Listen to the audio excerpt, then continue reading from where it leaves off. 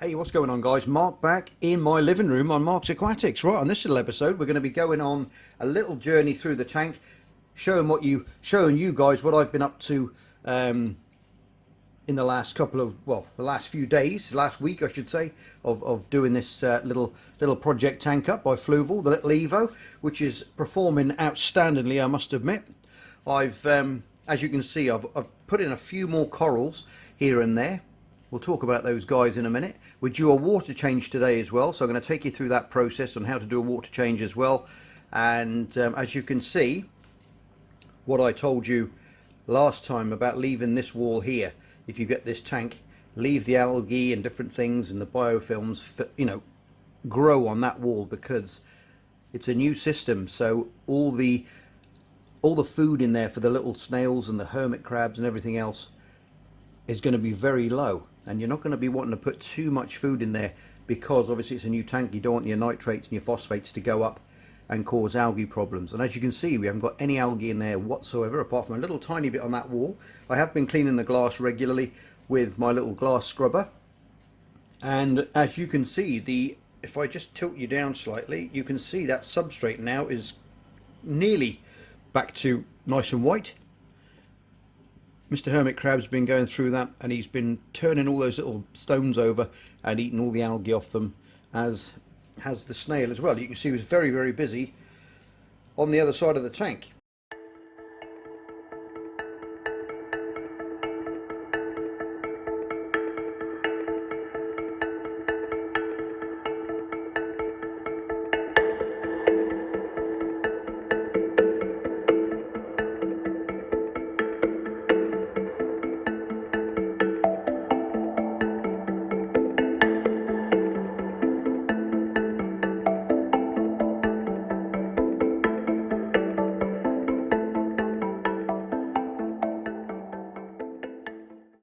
Cleaning his wall up, and he's taken all that off there. I put another one in there as well, a little turbidaria snail, and they're both doing a fantastic job of cleaning that wall up, and it's keeping them nice and fed. So when they are finished down here, there's going to be a bit more grown up there. The coralline algae, it's only the third week, and the coralline algae is already starting to populate the aquarium as well. You can see up, I'll take you in for a closer look, but if you look up on the on that return pipe there, that little duckbill, you can see some little bits of pink just starting to appear on there as well, which is fabulous stuff.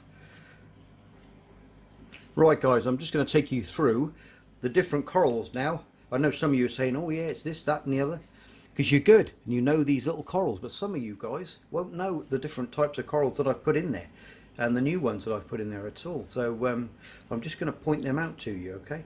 If you look right here, you can see some plating Montipora, which is going to go out in a big circle and put out these lovely plates. It's a scrolling type, so it's going to come out in all these little sweeps in time.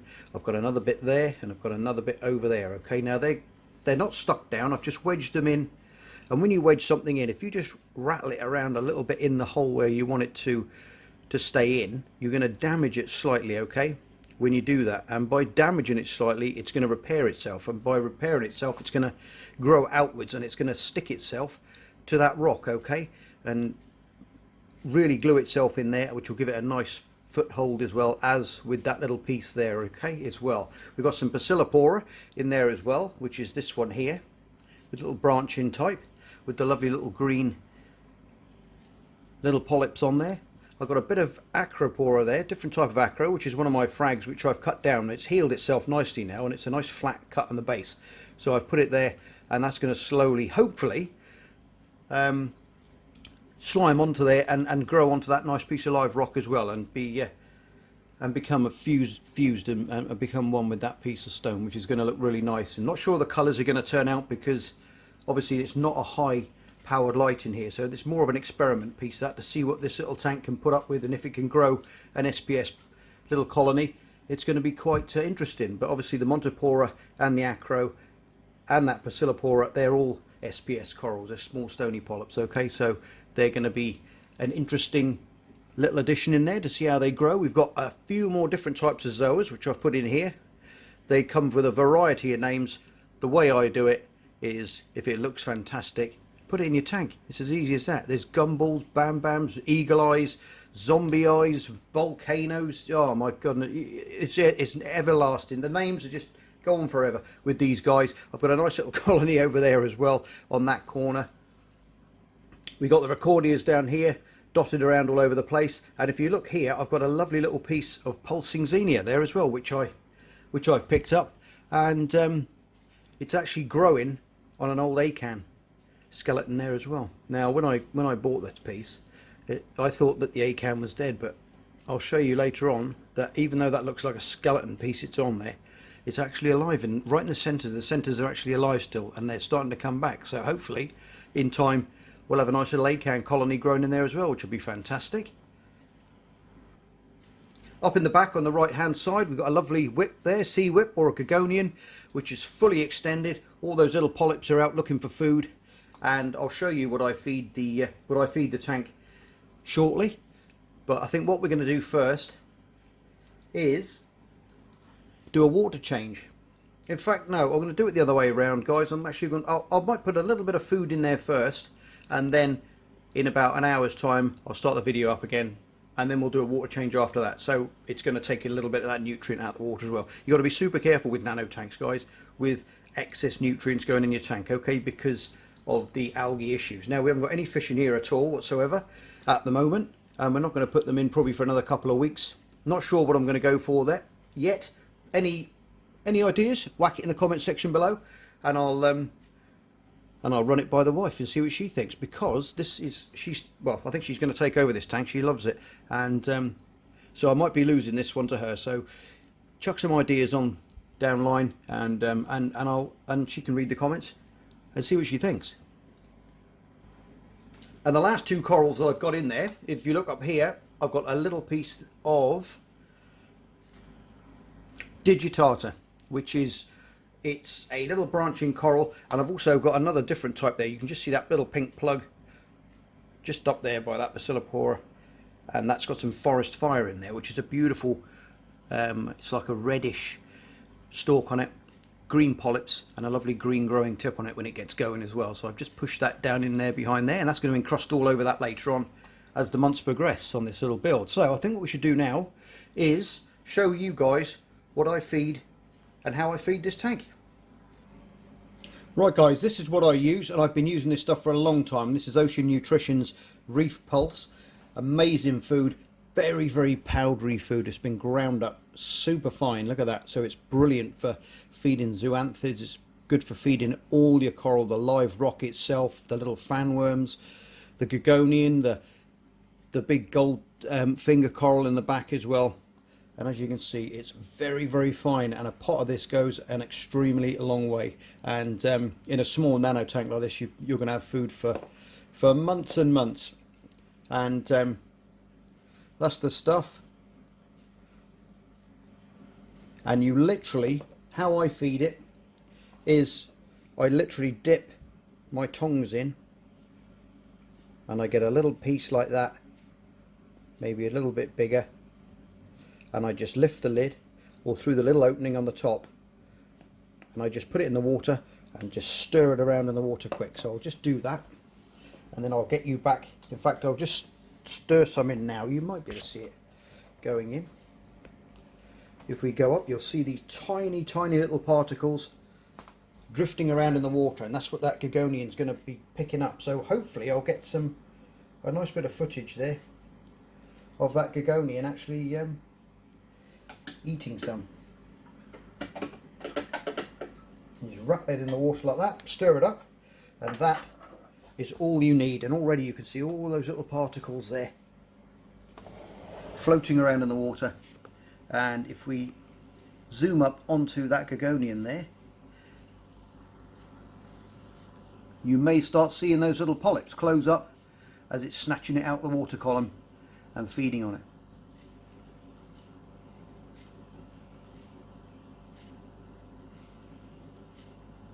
Like I said, it's a super fine particulate food, but it's very, very good for anything like mushrooms, zoanthids and things that have got basically like a slime coat which covers them, and little particles of food will actually get stuck to that, and then you won't see them, they're that small, and then basically what they do is they'll suck that slime layer off of the top of them back down into the mouth, and they will consume it. They're very, very hard to see. Some people don't feed zoanthids, they don't think, but I think with this powdered food that they've got by Ocean Nutrition, I think it will just cover everything in a fine layer, and the hermit crabs will pick it up. Everything will have a good feed, and it's very, very interesting. You see some of those polyps now are starting to close up as it's picking up that little pieces of the food from the water. And once or twice a week is all you need in this tank, guys. Like I said, there's no fish in there. You're just literally feeding this system, feeding the tank, because live rock is full of living organisms, and it needs to be fed as well as I mean, people think, oh, you just feed fish and things as well, but the actual rock and everything is alive. Everything is alive within it, on it, the little copepods, everything else, and they will be picking this stuff up, and you will be feeding the whole tank, okay? Yep, the same goes for the leather coral, the finger coral. As you can see, all those little particles of food there just drifting around, and those little polyps will be picking up those little bits as they drift past. Just like in the wild, where you get the plankton and the phytoplankton and things drifting through the sea, and they pick that out, and that's how they live. You're basically just replicating that and feeding the whole tank, which is brilliant stuff. And as I was saying before, guys, with the zoanthids, they'll come out, and that stuff will stick to them. It's very, very hard to see zoas feeding. Now you've got the paleothoas, which are the longer tentacled ones here, okay, and you've got the zoanthids, which are the smaller ones, which have got the shorter polyps. Now the paleos, they actually feed. They'll feed a lot more. They'll take bigger bits. They'll take a lot bigger bits of food and actually ingest them. But the other zoas, the different types, you'll find it's very, very hard to see them feed. But don't panic, because they're symbiotic. They live off the light as well as, and believe it or not, they will be picking up things that you can't see from that water column and feeding them. They come in an array of colours, like I said before, and beautiful colours. Some of them are quite expensive, but if you're going to be making a little colony up, a little garden as it were, just of zoas, it can look absolutely stunning. It really can. Between Ricordias, you've got the Yumas, you've got the Floridas, all the different types, and we'll get it back in the coral room. I've got another shipment coming in shortly, so we can have a look at that as well, and I'll take you through the different things that I've got in there in another video if you want to see that. And but this tank's really, really coming on in leaps and bounds. It really is. For 3 weeks old, like I said, we got no fish, we got nothing else. We're due a water change, and I'm going to give this another hour, let that food disperse around the tank, and then we'll give it a 10%. Yeah, I reckon about a 10% water change should do it. We don't want to go too drastic, but with adding things to the tank like that Montipora, I'll just reset you up a bit. What else can you look at? That lovely Ricordia down there.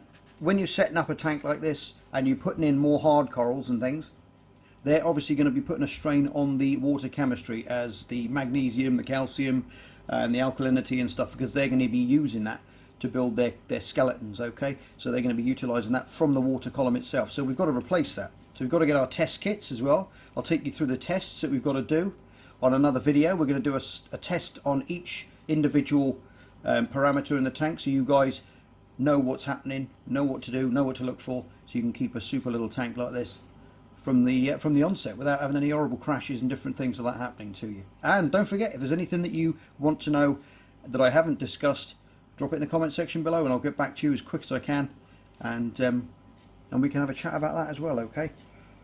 I'm trying to cover so many things on this, and I know it can get a little bit confusing sometimes. Now, this was a freebie I got on the rock with the Ricordias. You can see that lovely Ricordia there. Where are we? Right there. We've got a little baby one right there.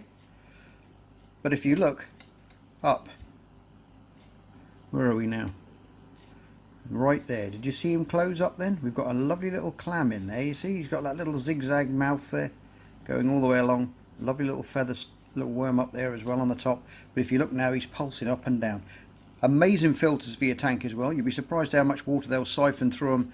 And he's active now because he's taking those little bits of that Ocean Nutrition, that reef pulse, out of the water column, and he'll be ingesting that and feeding on it. Little copepods whizzing around as well.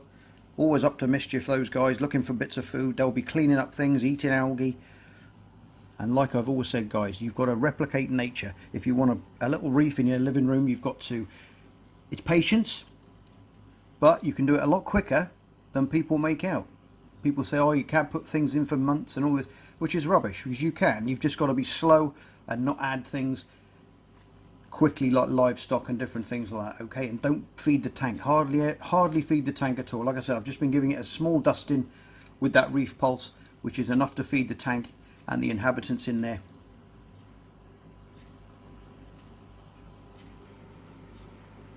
Yep, everything's feeding away lovely. Look at those beautiful little polyps coming out there. And they look absolutely stunning with the actinic light, with the blue light comes on. I'll give you a full view of the tank. Now when you turn these lights off, like I said in the last video, this is what sold me to getting a reef tank. And like I said, I've had an 8-foot 2x2 in the house, full reef, many years back now. There's a video on it, right back in when I first started doing these YouTube videos. I videoed it then, and I put some music to it when I was just practicing and mucking around doing stuff. And it was absolutely stunning. It really was. You can pop back and have a look at it. If I look at that, I'll link that video in the description down below, so you can go and have a look at that as well. But that was a beautiful tank, mixed reef, all lots of fish, different things in there. But it was a big old lump to look after. Yes, it's looking very good for its 3rd week. Everything's settling in nice. Mr. Snail's keeping that side of the tank nice and clean, and he's staying nice and healthy and growing away, as you can see with that nice little white band around the bottom of his shell.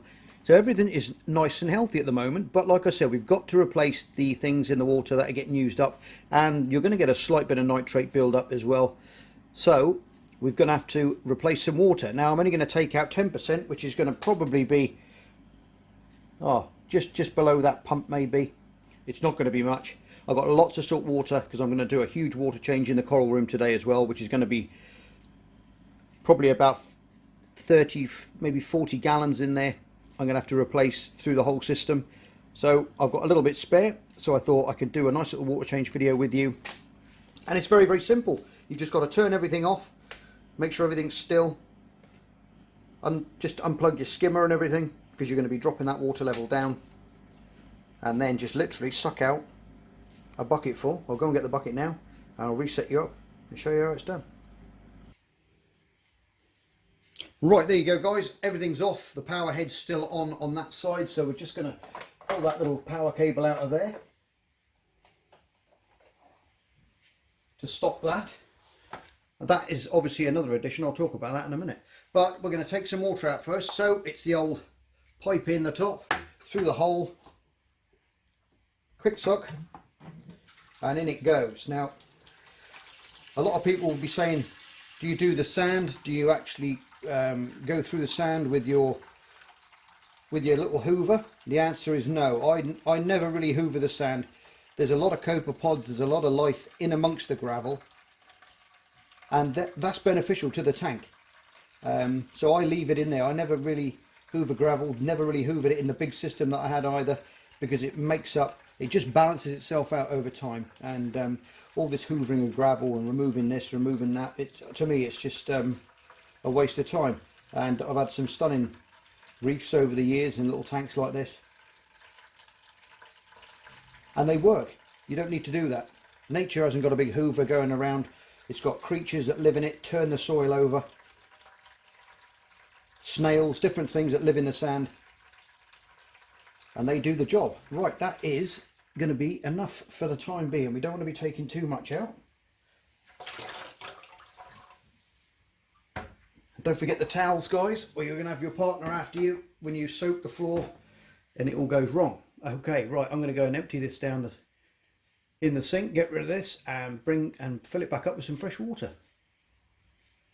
Right, guys, I'm lucky enough. I've got a nice shelf up here which I can put the bucket back on with fresh sweet seawater in it and just do the process in reverse.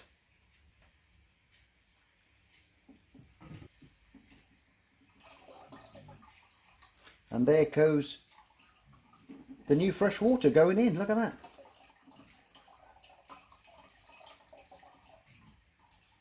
And that's not going to take long to fill that tank back up. It'll go up, it'll go through the little weir on the left hand side. and fill that little chamber up in the back, a little filter chamber up. And then we can press play on all the plugs again and turn it all back on. These are a fabulous little tank if you want to start off, guys. Highly recommend you get one of these. They are absolutely brilliant. Those little skimmers that fit in there, they've got the light in, everything. It's literally, you've only got to buy the tank, the skimmer, and if you want to upgrade and put, I would get a power head as well.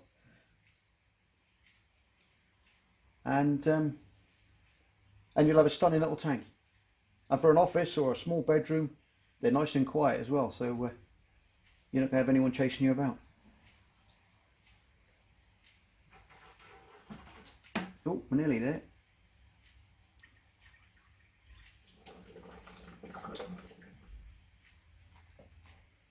Right, that's that done. Just going to move that out of the way. Empty that last little bit of water out. And look at that. I don't think I spilt anything. Amazing stuff.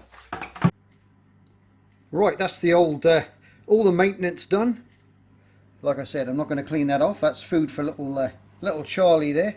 And the glass is cleaned. The gravel I'm going to leave to nature to clear through. So I think what we should do now is pop on the blue lights and have a look around in there and see what we can find.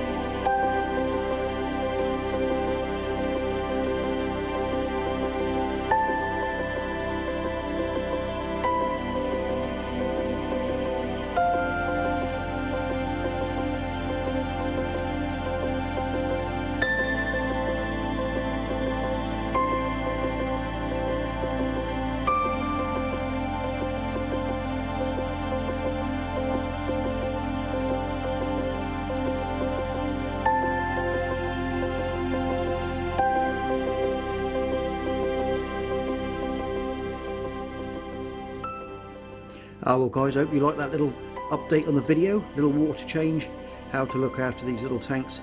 And like I said guys, any questions, drop it in the comment section below and I'll get back in touch with you, okay? But these little Fluval Evo tanks, they're only 52 litres, but they are absolutely stunning and you can really recreate a real little bit of living art in your living room. Anyway guys, as always, you're all stars, love you loads, take care, and I will see you on the next episode of Mark's Aquatics. Bye for now. Just me and my guitar.